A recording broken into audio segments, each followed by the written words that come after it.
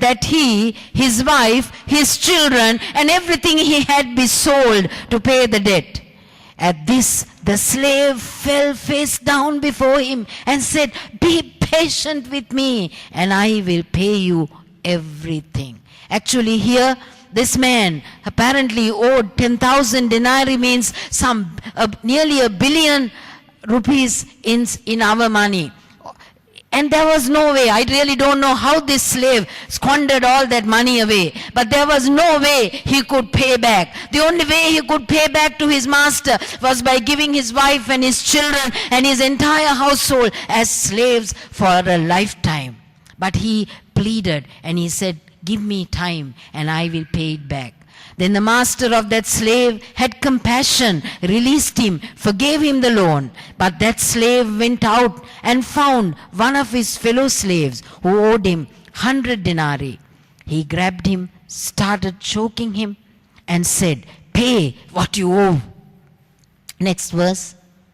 At this, his fellow slave fell down and began begging him. Same thing, same cry for mercy. "Be patient with me, and I will pay you back that 100 denarii. But that man, the slave, wasn't willing. On the contrary, he went and threw him into prison until he could pay what was owed. Did you see what happened? Yes. And verse 32. 31 and 32. When the other slaves saw what had taken place, they were deeply distressed and went and reported to their master everything that had happened. Then after he had summoned him, his master said to him, "You wicked slave, I forgave you all that large debt because you begged me." Next verse. "Shouldn't you also have had mercy on your fellow slave as I had mercy on you?" That's a very important question. And the Christ asks each one of us, shouldn't you have mercy on your fellow servant just as I had on you? This is not only a question, a cry of the Christ of what happened so many centuries ago. This is the cry of the Christ from his church even this evening. Shouldn't you have mercy just as I have had mercy on you? My brother, my sister, are you hearing this question? Are you hearing the Christ speaking this question in your own heart? Is he speaking to you like this? We've been given grace. Shouldn't we freely give it? Resentment never rights a wrong. Resentment never corrects a wrong. Resentment never solves a situation. And resentment never makes us feel any better. We think, in summary, if I might remind you, we think that if we hold on to that resentment, that we will get it back on the person who hurt us. But when we hold on to our bitterness, we think we are getting revenge from the person who wronged us. We think by holding on to a spear of resentment that we are spearing that person who hurt us. But that spear of resentment always hurts our own heart. My brother, my sister, your heart is too precious to be speared by the spear that you are holding in your own hand this evening. Let go. Let go is the voice and the cry of the Holy Spirit. You know something? There are facts and figures before us. Yes, people have wronged us. Yes, people have robbed us. Yes, people have conspired and connived to do harm, to do evil, to destroy, to bring us down. Yes, people intend like that. But that's a fact. That's a fact. We do not deny that. So many go through those hurtful situations. But the truth is, if we forgive, that's the truth. There is an eternal truth. Forgive, even as I have forgiven you. The facts are there. But if we live by what we see, and not by what we hear the Christ speaking to us. We live by faith and we do not walk by sight. The facts are overcome by the eternal truths that is written in the word of the Lord. The eternal truth of God is so much more powerful, so much more than the facts that we are facing this evening. The eternal truth overcomes the facts of life. Are you not happy for that? Yes, we may be sick.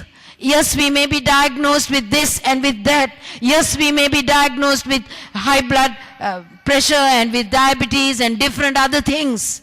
Yes, the doctors may have given us a bad report, but the eternal truth is, by His stripes we are healed. The eternal truth is, forgive. Eternal truth is, write it off.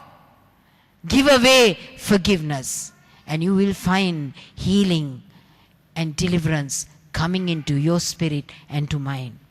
Will you allow the Lord to work like that? I know so many of you. I know your personal difficulties. And I walked with so many of you in prayer.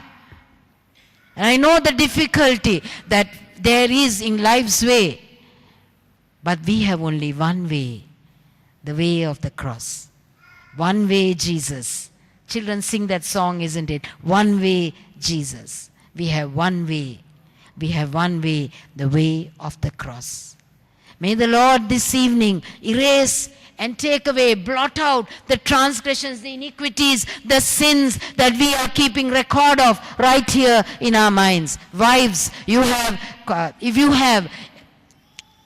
have grudges against your husband this evening, if you have, may the Lord help you as you hear this word. It's very simple scriptures that I'm speaking to you.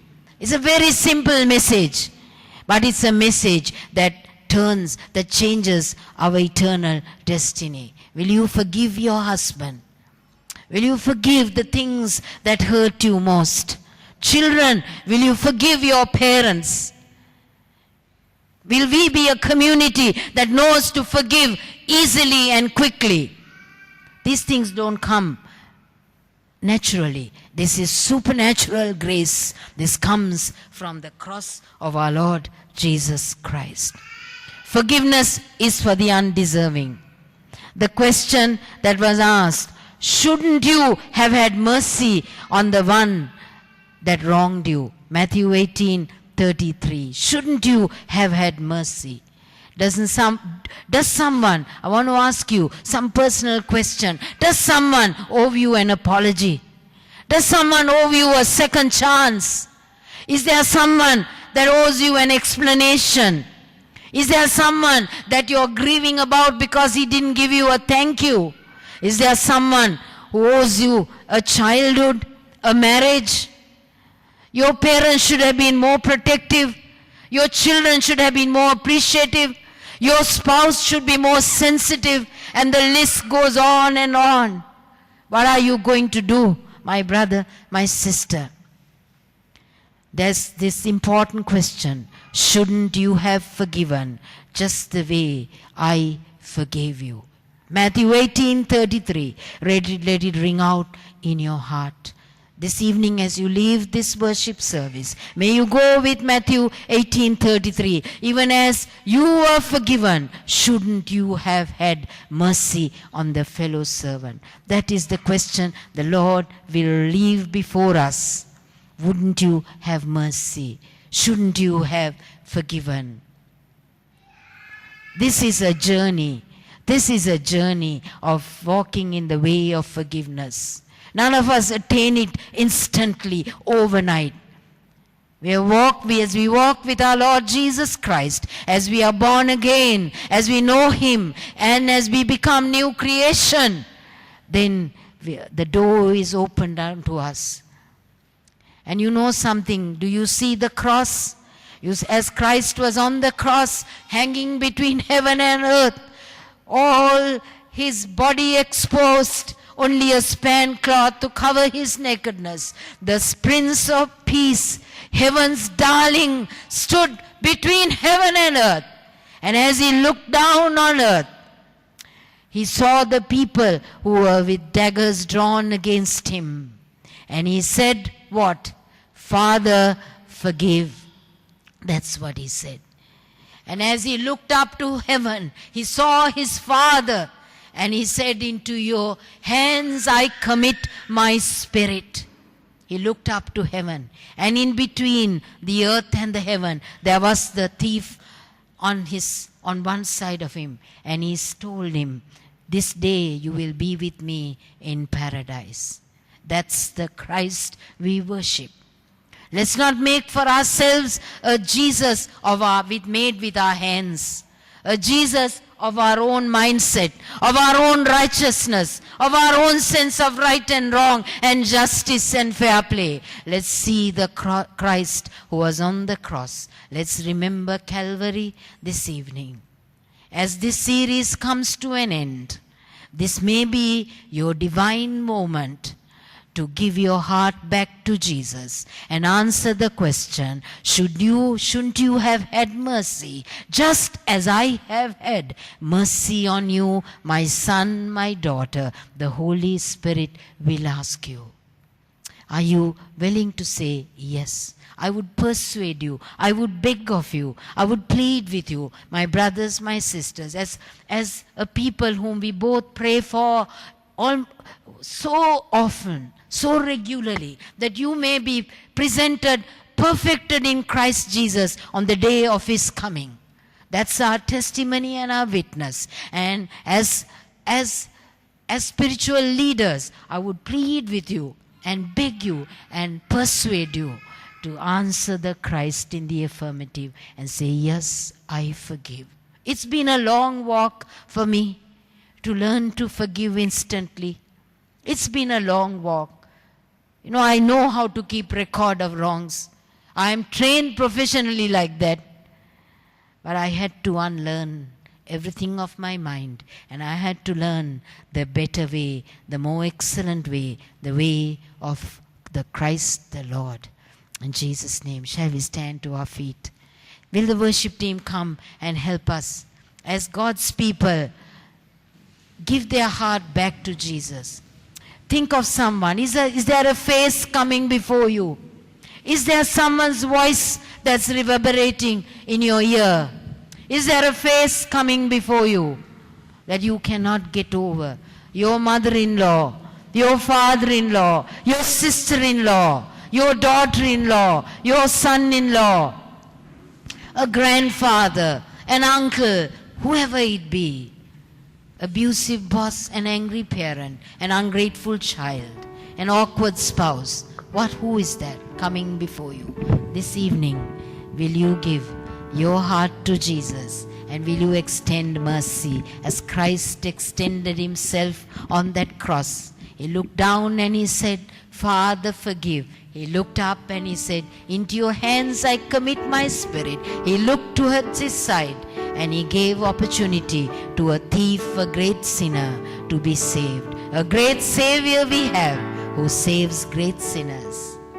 Will you walk with Jesus in this journey with him all the way? Don't stop halfway. Don't stop halfway. Go all the way with your Savior. Shall we lift up our voice and give our heart to Jesus?